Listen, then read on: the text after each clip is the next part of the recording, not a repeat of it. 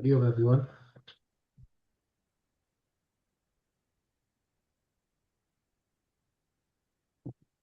Shall we begin? Hello.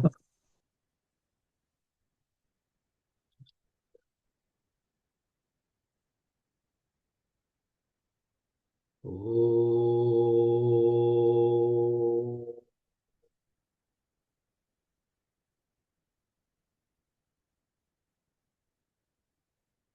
oh, oh.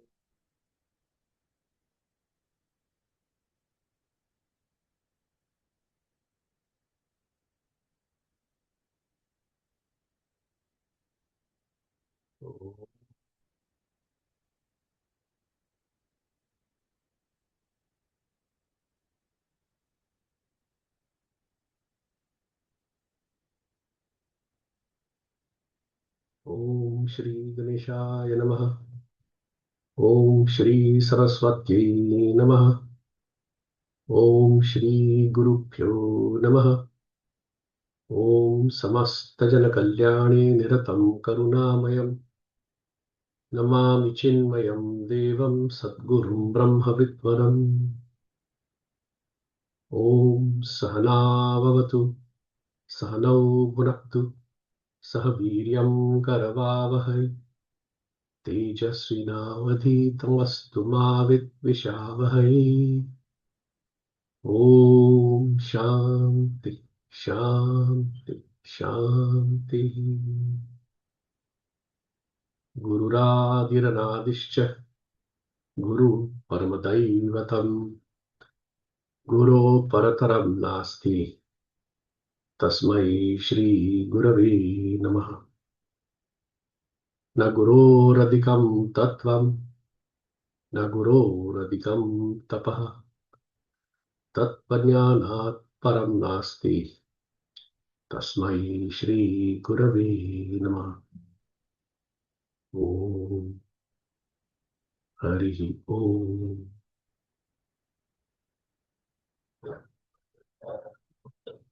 Hari Om. Today we will end around 9:55. So I have a 10 o'clock meeting I have to attend. So we may not get a chance to do the Gita chanting, but we'll see how it goes.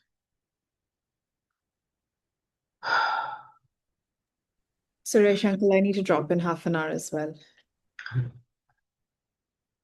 So we ended with the teacher asked the student, so have you understood anything? And he said yes. And the teacher told him, you haven't understood, go back.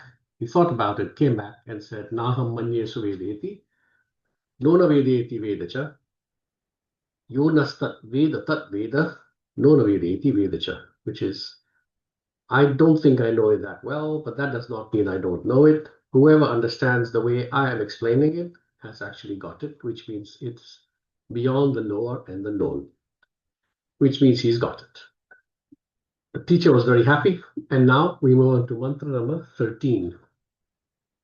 Mantra number 13 is taken from the, again, Guruji's favorite Upanishad, Mundak Upanishad.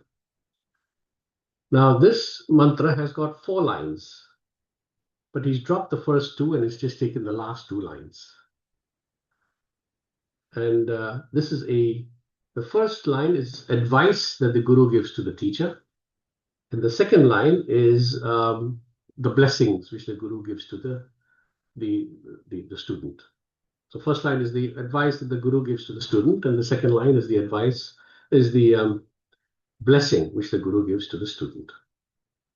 Now, you said the student says he knows it, he understands it, so why does he need any blessing? I mean, what's the point? He's done, right? And the evolution on this path is we begin as an ignorant person known as a baddha. We're bound.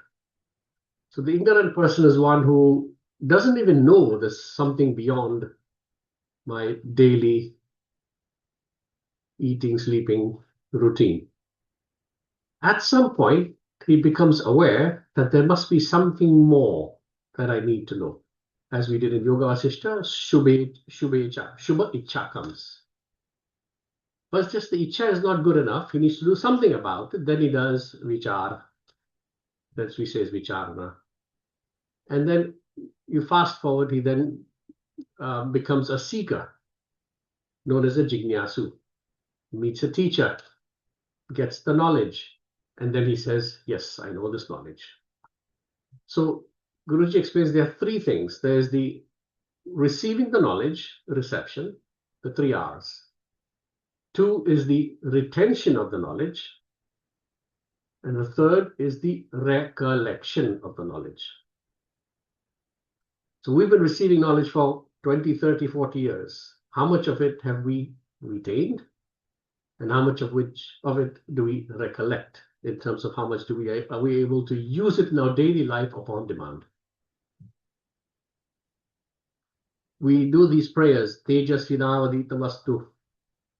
May my intellect be bright, so that I may give my full attention and give all my sahaviryam karavamai, give all my efforts towards the receiving the knowledge. And retaining it, we also do, part of the retention is supposed to be retaining it as well. Recollection, we do the Gayatri mantra, Dhiyo yonah prachodayat. May my intellect be bright and may my mind be pure, intellect subtle and bright, so that when I need this knowledge, it is available to me on demand. May my judgment be quick. Read the book, Tune in the Mind, Japa Gayatri, or Meditation in Life by Gurudev, where he explains the Gayatri mantra so beautifully. And may my judgment be quick and accurate. And that's only possible when retention has happened, recollection has happened, reception has happened, retention has happened, so recollection becomes possible. In Vedantic terms, it's called, you've gained the knowledge, but now we need to abide in the knowledge. We should be rooted in this knowledge. It needs to become ours. So the teacher is now blessing the student so that may you become well established in this knowledge. How? Through something known as contemplation, anusandhana. And not just every week like we do it, but nirantara anusandhana, which is constant contemplation, which is also known as meditation. Okay, so, and then the blessing he gives is, en route, you will meet many, many obstacles. I said, to be able to walk on this path requires a lot of punya, of merit of many lives, so that we don't have obstacles in our lives. And the obstacles could be anything. It could be husband, wife, children, mother, father. You all know it better than I do. And we always have reasons not to do what we need to do because of obstacles. If your life is relatively clear and you have this opportunity, it is the result of many, many lives of merits. So the blessing he's giving is, in spite of obstacles, may you be free of obstacles. And even if obstacles arise, may you proceed with God's speed. So let's go into the mantra. And the mantra is about Om, which is why actually this verse, just this Om, will take literally 3 classes. I will try and compress it all in 45 minutes, which I will not do justice to. But we may continue next week if we have to. So the last 2 verses of the mantra, which is Munda Upanishad, chapter 2, section 2, verse 6, is Om iti evam dhyayata atmanam. Om ityevam dhyayata atmanam swastiva paraya tamasa parastat. That's the blessing he gives. Om ityevam dhyayata atmanam swastiva paraya tamasa parastat. We will just take the first line. That will probably take us 40 minutes. Om iti evam. Om alone, meditate on Om alone, dhyayata, meditate on Om alone, atmanam, or you on your own self. Use Om to meditate on your own self. And the second line is Swastiva Paraya Tamasa Parastat. I wish you well, auspiciousness, goodness on this path. May you cross the ocean of ignorance and reach the other shore. Technically, we are done there. That's the end of the class, because that's basically what it's saying. Dhyayata Atmanam. Contemplate, meditate on Atman, because we discussed Atma is Brahma. Atma is your own Swarup. Tat Tameva Tameva Tat. Atma is Brahman and Atman is you. So meditate on the Atma Tattva as Brahman using the Pranava Om. Now, what is this Om?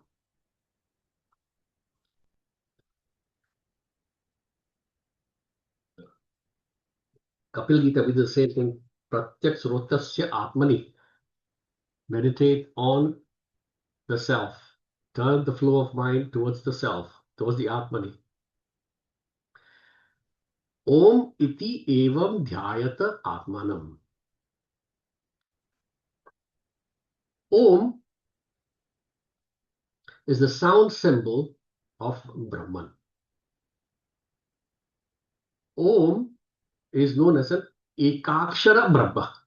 Ekakshara means one syllable. You'll see some people meditate and go, Aum. No, that's not what it's done. That's someone saying, I've read the Upanishads and that's how I chant. It's Om, Om, Om. I don't know if you've heard Guruji say early in the morning, 4 a.m., when he used to walk by Gurudev's kutia, you would hear him chant Om. And he said the depth and the sound of that Om, he has never heard any other human being make. Gurudev was well established in Om. So Om, from the Mandukya Upanishad, is explained in Prashna Upanishad, Om is made up of 3 letters. A, U, Ma. Akara, Ukara, Makara. Yet it is pronounced Om. So it is known as Ekakshara Brahma, not Trikakshara. Now this Om represents that which is formless, attributeless,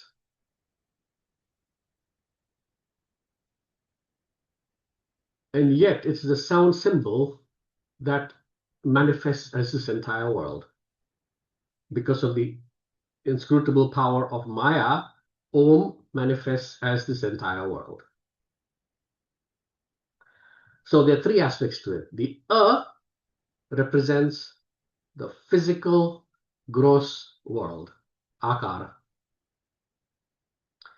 U represents the subtle, the dream world, the dreamer in the dream world, the subtle world, which is Sukshma.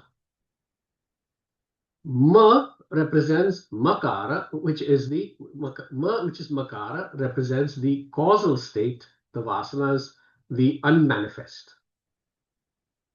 So you've got gross, subtle, causal, Stula, Sukshma, Karana. And the Karana is known as unmanifest, technical term, Avyakta.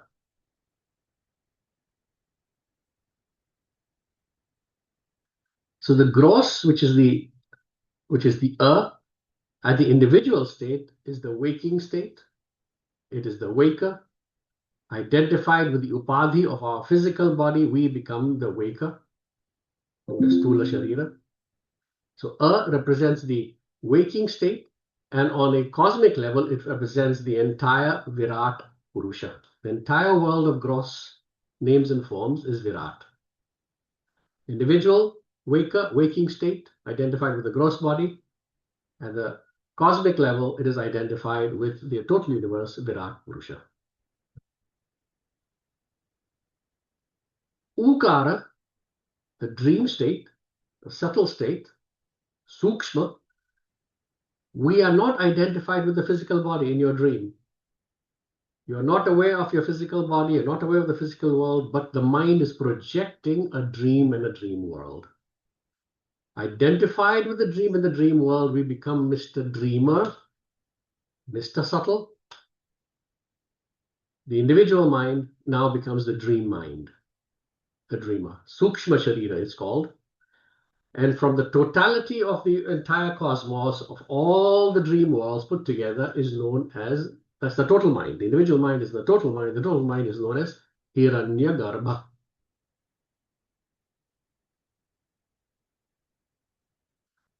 Makara. Makara, ma is when we go into deep sleep.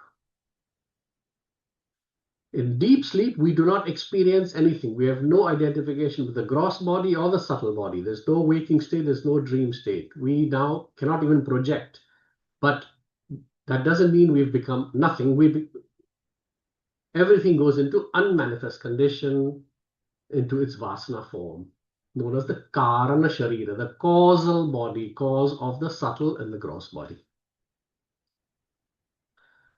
From an individual level, therefore, Karana Sharira, individual level, it is the deep sleep state. From the totality standpoint, it is known as the unmanifest avyaktas, also known as Ishvara. Ma, Om. Om is therefore the manifestation of the entire cosmos in its gross, subtle, and causal state. Sthula, Sukshma, and Karana. Virat, Hiranyagarbha, Ishvara. At the Chaitanya level, the reflection of consciousness at the gross body level is known as Vishwa. The reflection of consciousness at the subtle body level is known as Taijasa. The reflection of consciousness at the causal body level is known as Prajna. I refer you to Kindle Life or Self-Unfoldment. So Brahman expressing in these three forms are indicated by these three matras. They are known as matras. Om, A, Um, matras. Okay. How is that useful to me?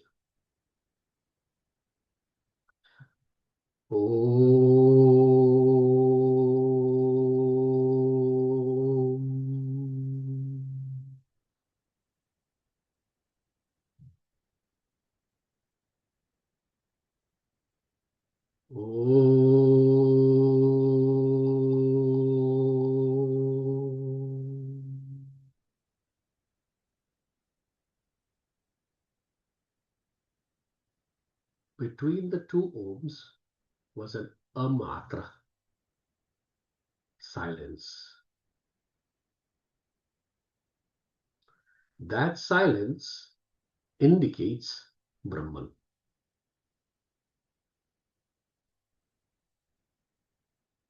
When we experience the gross, the subtle, and the causal, silence is present.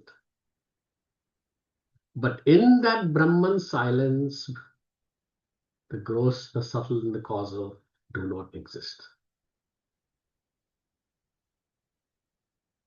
When Guruji said music is the ornamentation of silence, this is what he meant.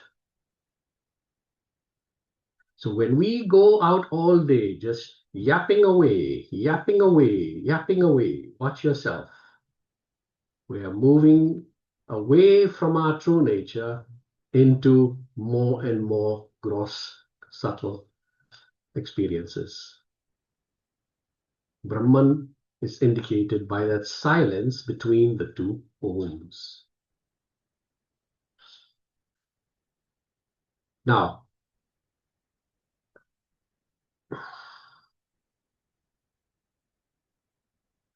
when he said, Om iti evam dhyayata atmanam, meditate on the Atman as your own self, thus, evam, thus, like this, using Om.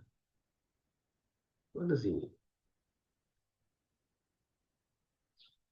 Now, this is a very interesting and it's not done in this book. I went back to Mundaka Upanishad, those who did it with me. I think, Jessica, you did Mundaka. 2015. The first Upanishad I did that Guruji gave me. And I went back and I pulled 2 shlokas prior to this where it explained what is this Pranava Om and how is it to be used to do this Dhyayata Atman, to do this meditation on the Atman. Okay, so that verse, which is from Mundaka Upanishad, says, Pranavo Dhanu Sharo Hyatma Brahmata Lakshyam Uchyate Apramatena Vedhavyam Sharavat Tanmayo Bhavet. Literal definition. Pranavo Dhanu.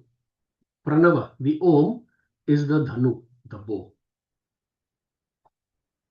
Sharohi Atma, the Atma, the self, which is the MNI, is the Sharo, which is the arrow.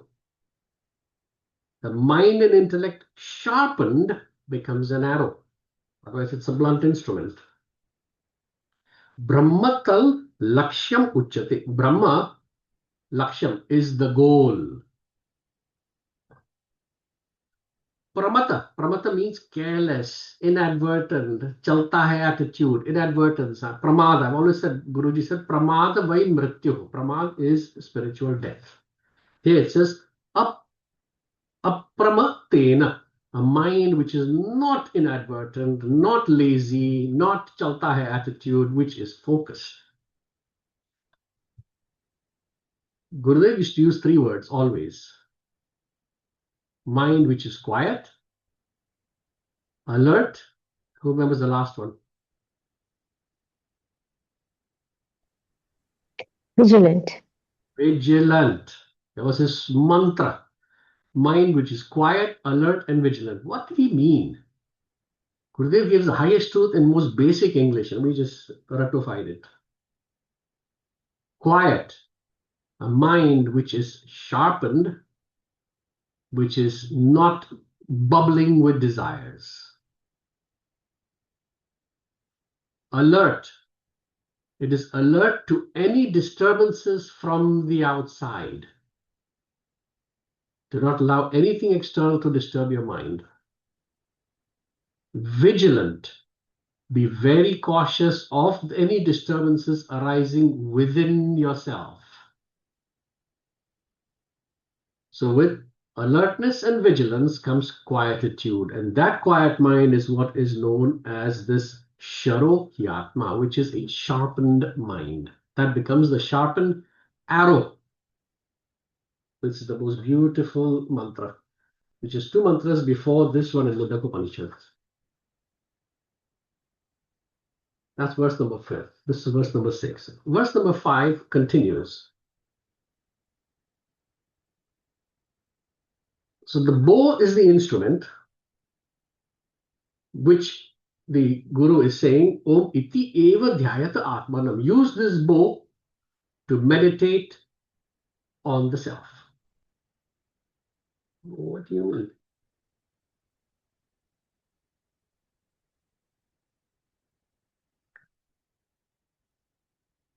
mean? How do you sharpen the mind?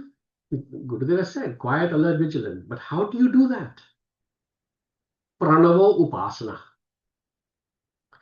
With Pranava meditation, the mind becomes purified, subtle, and single-pointed. With all the upasanas which we do in our lives, is to quieten the mind. Pranava Upasana is to make sure that it remains alert and vigilant. Chant Om loudly 5, 6, 7, 8, 9, 10 times. Mind will become quiet. Because what are you doing? You're gathering your mind from everywhere else, all sense objects, and bringing it to me. That quietens the mind. So Pranava Upasana is very powerful. Then when you start paying attention to the silence between the 2 Oms, The sharpened mind and intellect, which is sharpened Jivatma, the sharpened, remember, the self reflected in the MNI is the arrow. What does it mean to sharpen this Jivatma? It means to reduce the quantity of of thoughts in the mind so that the mind becomes single pointed and sharpened. That Jivatma, and that's all happening with the help of the bow, the dhanu, the pranava om. With that sharpened mind, which is a sharpened arrow, and using the dhanu, the bow, turn the attention to the lakshya, which is Brahman, the self within. And only a sharp arrow can pierce the lakshya, the Brahman, the goal. How? Through this pranava om, which is known as a akhanda akar vritti. Because that vritti drops and that reflected Atma becomes nothing but Brahman, and that means it has pierced the Brahman in its totality. The individuality ends.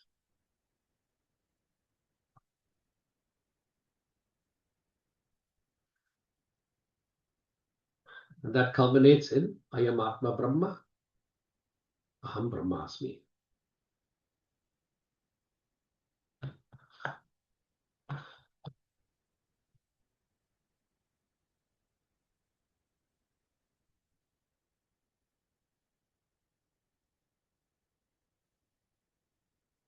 This is known as the fourth state of Turiya, Nirvikalpa Samadhi, but it is not a fourth state.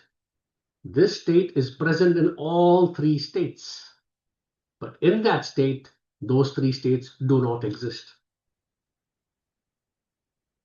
That state pervades all three states, but in that state, these three do not exist.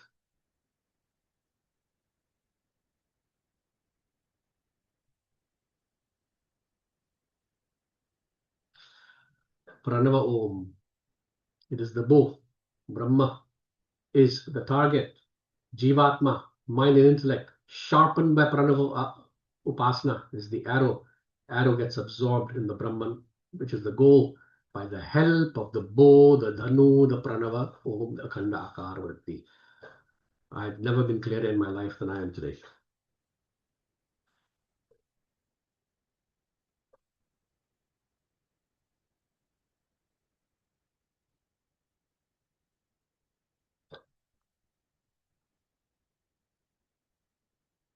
I will recap.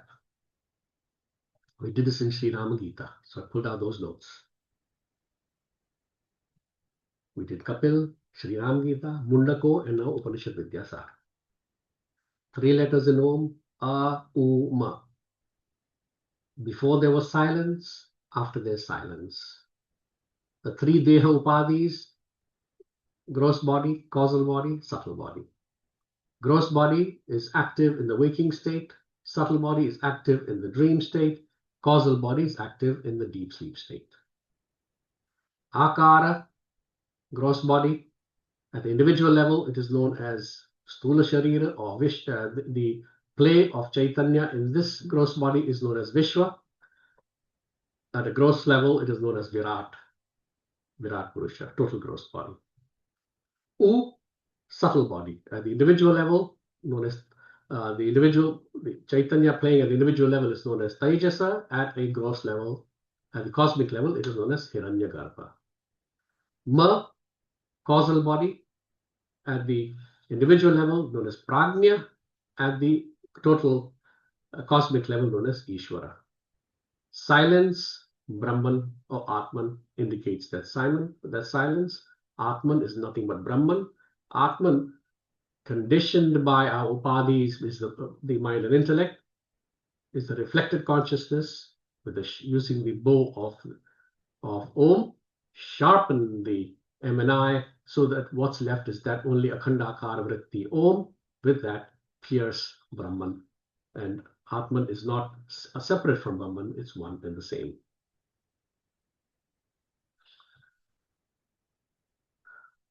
You could also say you need to merge the gross body into the subtle body the causal body into the silence, in awareness, not in deep sleep. Vishwa into Tejas, Tejas into Prajna.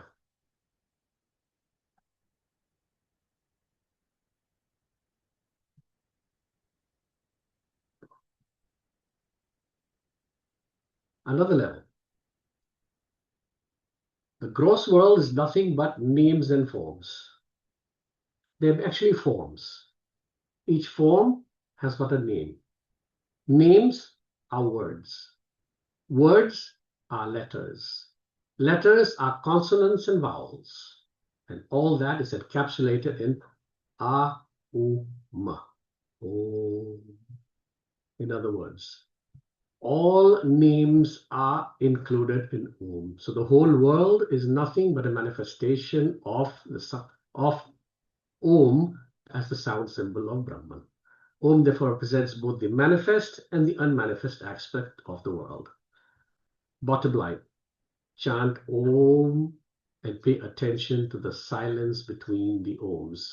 Slowly, the mind abides in that silence.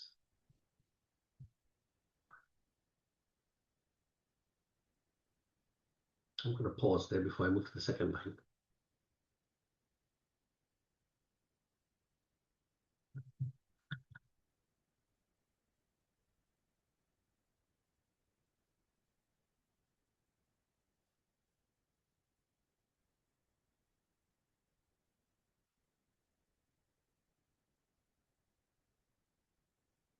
I know I've covered a lot of material, but that's why it's Upanishad Vidyasar. It's a summary. But if you have any questions, you want to discuss anything, I'm open. Yes, Lija. Apologies to the rest of the class, but Suresh, I really suffer. I really struggle with the third part of it, the causal side of it. I've done a lot of reading on it, and I think I get confusing stuff. Can you explain that causal bit from scratch, as if like I'm really sorry to the rest of the class if you know this, but as if like you're totally ignorant. So causal body effectively means ignorance. Causal body means karana sharira, causal. It cause. The cause of my subtle body, my mind and intellect, the cause of my gross body. So we all have a gross body, a subtle body, and the cause of that is the vasanas, which is known as the ignorance, the causal body. These vasanas, yeah.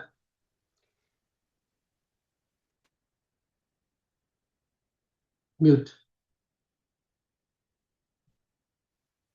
How can that be Ishvara then? Because I thought Ishvara was part of the individual part of Brahman. That's where I got confused. Right. So the total causal body, cause means the reason for which something needs to be created. Ishvara is the creator. He can only create if he's been given a blueprint of what to create. So that blueprint of the total samashti vasanas put together is the blueprint from which he will helplessly create this world of names and forms. When you give when your architect gives you a blueprint and you give it to your builder, the builder dare not deviate from what's in that blueprint architecture. Yes. I'm so sorry. So where does the blueprint come from?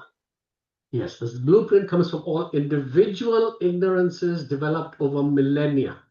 When the question is, when did the first ignorance happen? We don't know. From the first ignorance came the second and the third, and this whole manifestation of all ignorances of you and I all put together created this ignorance. It all began with one individual ignorance. How did it start? That's asking, why did God create the world? How did the first ignorance appear? For which, unless you transcend ignorance, you will not get a decent answer.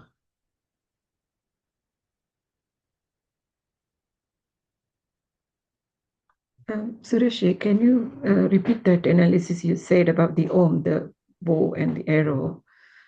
So the goal is the Brahman, and the arrow shooting is the Om, or the bow is the Om? The bow is the Om. Remember, if I have an arrow, I cannot kill you. I can throw it and injure you, but I cannot kill you. I need a bow. Similarly, when I have the sharpened mind and intellect, it cannot pierce the Laksha Brahman until I have a Dhanu, a bow, which can be effective. And the most effective bow in piercing the Om, in piercing the Brahman, is Om, which pierces it. And it can only pierce if the arrow, which is the Jivatma, which is the reflected consciousness with the M and I, is sharpened to the point where there is only a single pointed thought known as Akhand Akar Vritti of Om, Om, Om, at which point this sharpened bow can pierce the Brahman so that Atman equals Brahman, which already was, becomes. Thank you. Thank you.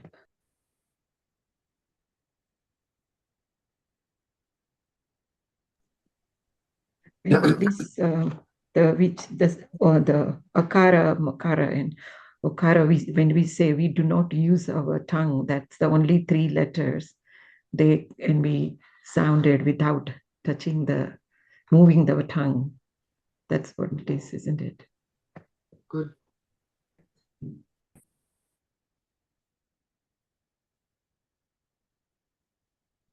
Just open your mouth. What sound comes? Ah.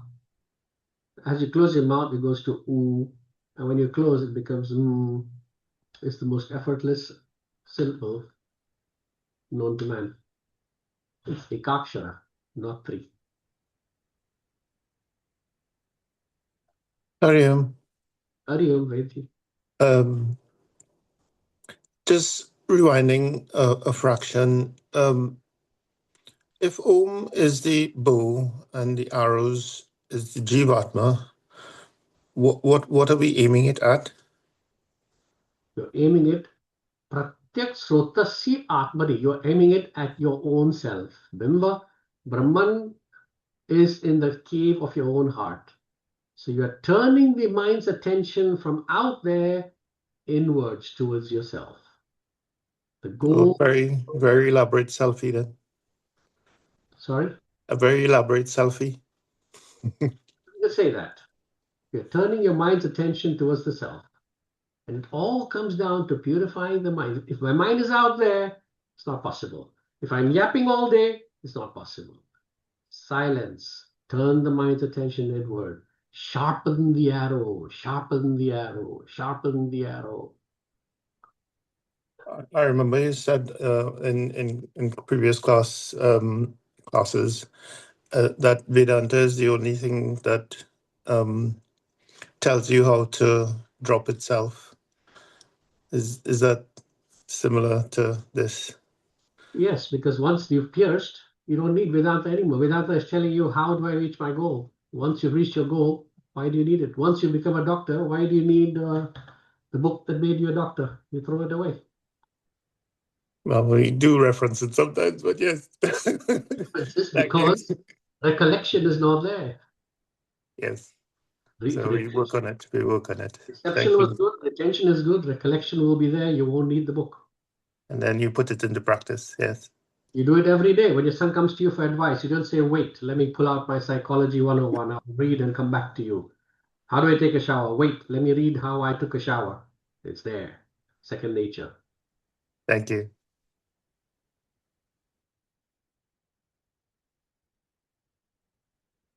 Second line. Swastiva paraya tamasa parastat. Swasti. Su asti. Asti is su. Shobhanam. Goodness, auspiciousness, joyful. It's used in Indonesia, apparently. When you swasti, Om Swasti, they say swasti. So he's wishing who is he wishing? Vaha, not just the student, all the students, all of us together, he's wishing.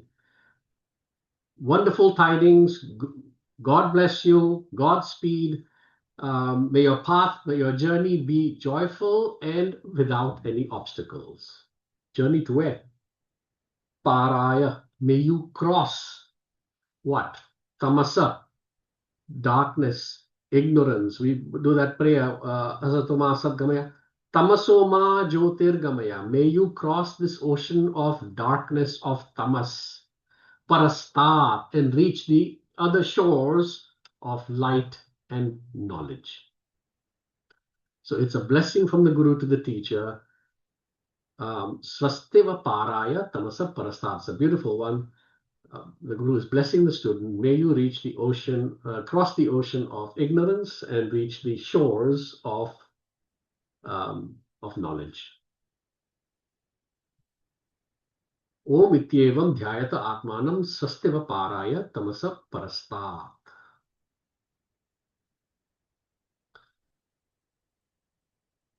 So you see the thought development. Student, mumukshu, after examining life, realizing his own stupidity, approaches the Guru. Guru, his Lakshana was given, student Lakshana was given. Guru then is supposed to be a Shrotriya Brahmanishta and must teach him only Brahma Vidya. What is Brahma Vidya? What is Brahman? What is Atman? How is Brahman equal to Atman? Kaivalya Upanishad. What happens when Tat Tvameva Tvameva Tat happens? Man of wisdom, which is no moha, no shoka, na vijugupsate, no manyness at sea, nehana nasti kinchana. If you do see manyness, mrityu sa mrityu gacchati. Okay, after all that, then he says, now have you understood? And he says, yes, I think I have. And he says, no, you haven't. And he comes back and he says, okay, now I've got it. Now that you've got it, the teacher now blesses him and says, become established in it. Now, I was in the ashram when Guruji had given sannyas diksha, and I think I've told the story. That lady he gave to came to him after the ceremony, sat in front of him and said, now what do I do, Guruji? He said, now sit under a tree and meditate.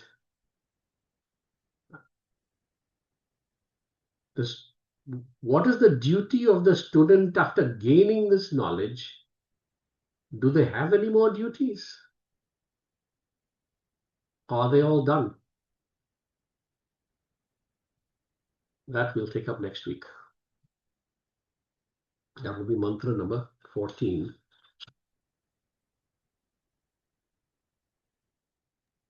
And that's from Prashnopanishad, which I have not done.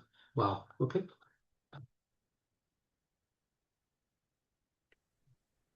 Suresh, sorry, are you done?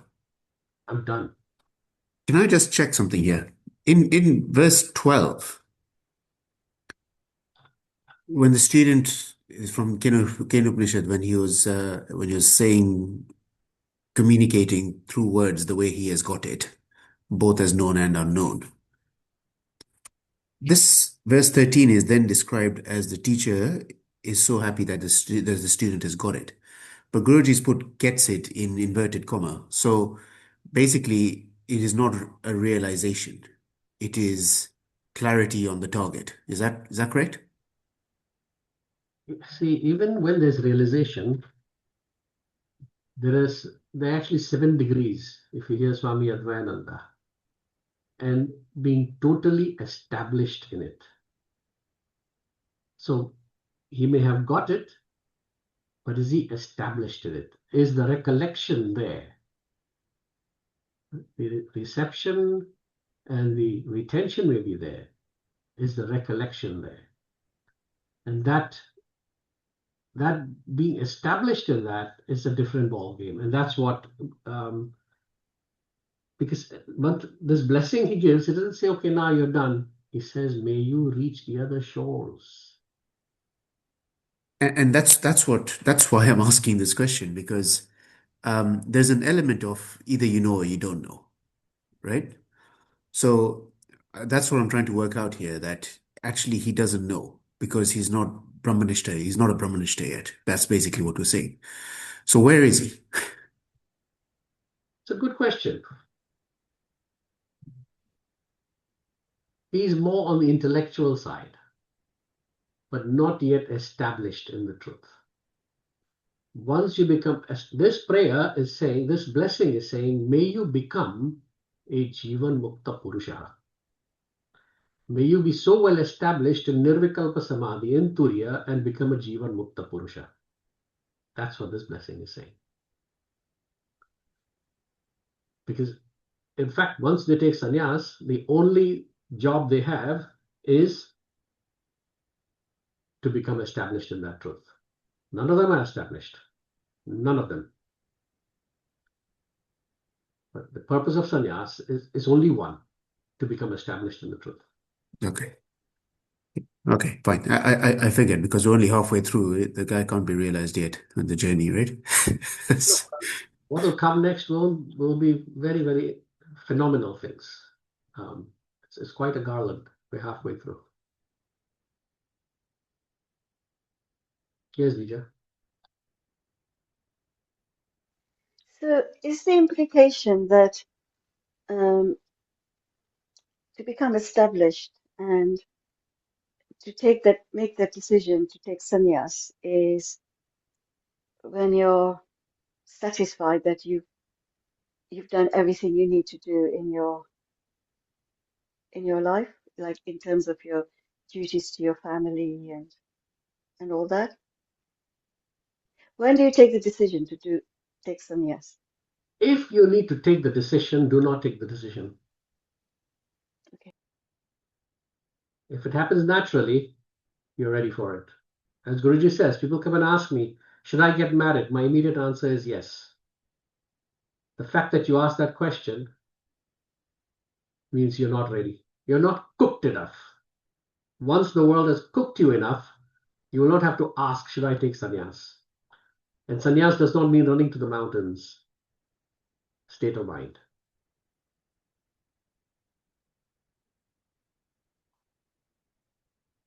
Am I deriving pleasure from the nonsense that I always did? Then continue. You're not cooked enough. Stay in the pot, turn on the fire more, put some more ghee masala, and enjoy the hot bath. Until you jump out of the pot and say, no, no more, enough. That is sannyas. At that point, when you're boiling, you don't ask, should I take sannyas? The person will say, no, sit in the pot. Let it heat up some more.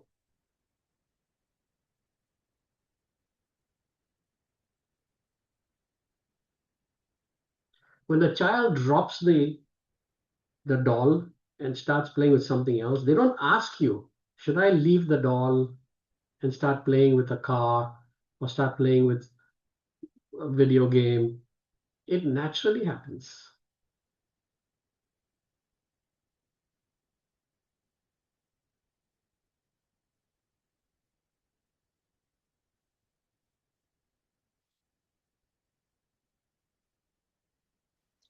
It's difficult because even when it starts to naturally happen, you'll have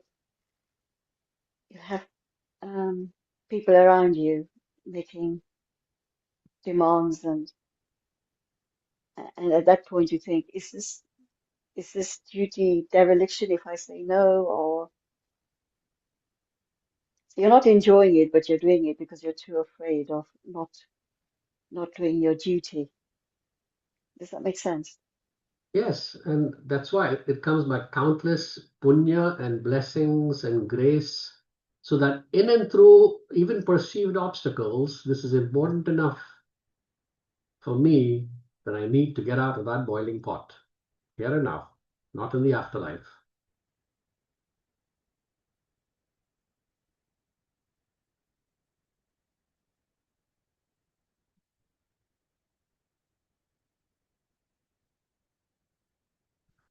Who is an unlicensed room? That's a pretty dodgy name.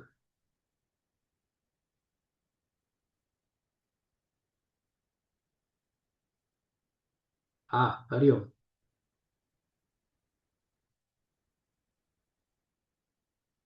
Sorry, I haven't changed my name.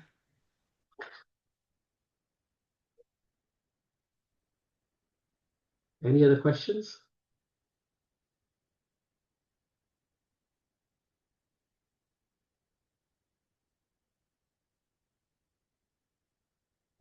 Okay, we do have time to chant the Bhagavad Gita. So we'll do that before we end the class. We have a meeting at 10. Who wants to take verse number 1? Okay, I'll take it. Meena, 1. Verse number 2.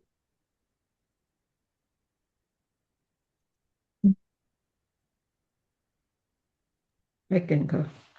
Rita, 2. Verse number 3. I'll take it. Everly, great. Verse number 4. Jessica, verse number 5. Dheeraj, you promised to take a verse this year. This year. Freudian slip.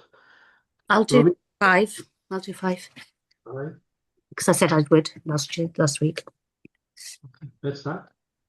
उद्धरेतात्मनात्मानं नात्मानम् अवसाधयेत् आत्मनो बन्धुः आत्मैर्विपुरात्मनः कर्मण्येवाधिकारस्ते मा फलेषु कदाचन मा कर्मफलहेतुर्भुः मा ते सङ्गोत्सवकर्मणि यत् करोषि यदश्नासि यज्जुहोषि ददासि यत् तपस्यसि कौन्तेय तत् कुरुष्व मदर्पणम्. That was a hard one. Ananyaschintayanto mam ye jana paryupashate tesham nityabhiyuktanam yogakshemam vahamyaham. Last one. सर्वधर्मान् परित्यज्य मामकं शरणं व्रज अहं त्वा सर्वपापेभ्यो मोक्षयिष्यामि मा शुचः. Perfect. Next week, we'll focus more on pronunciations. We'll do verse by verse, and I will help where I can. This was not an easy class, but with God's grace, we got through it. Thank you all. We'll end with the closing prayers. Om Purnamada Purnamidam Purnat Purnamdachyate Purnasya Purnamadaya Purnameva Vashishyate. Om Shanti Shanti Shanti. Hari Om Shri Guru Pyo Namaha. Hari Om. Thank you all very much. We'll see you next week. Thank you, Suresh.